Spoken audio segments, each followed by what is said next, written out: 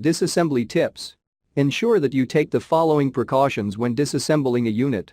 Label each cable as you remove it, noting its position and routing. This will make replacing the cables much easier and will ensure that the cables are rerouted properly. Keep all screws with the component removed, if applicable. The screws used in each component can be of different thread sizes and lengths. Using the wrong screw in a component could damage the unit.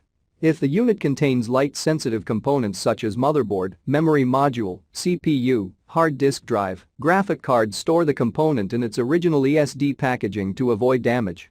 Please read the description below for more details about tools used to removal and replacement, static electricity. Before you begin, remove the base enclosure and battery.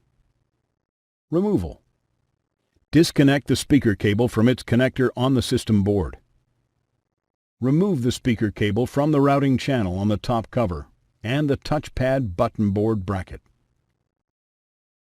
Remove the two 6mm P1 Phillips head screws that secure the speakers to the top cover.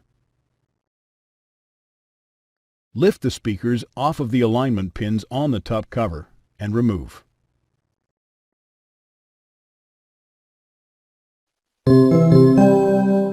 Replacement. Place the speakers onto the alignment pins on the top cover. Replace the two 6mm P1 Phillips head screws that secure the speakers to the top cover.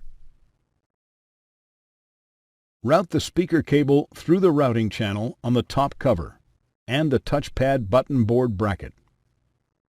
Connect the speaker cable into its connector on the system board.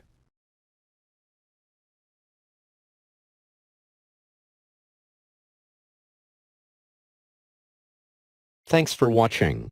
Please click subscribe for more videos and weekly updates.